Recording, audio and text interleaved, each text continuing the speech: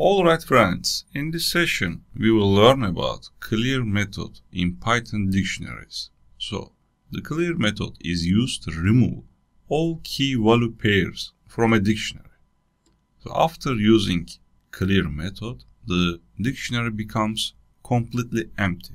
Let's do it.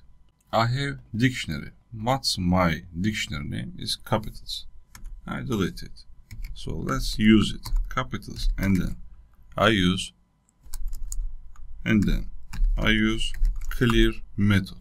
So after, if I want to print it, what will appear on the screen? I run it, you see empty. It's completely empty.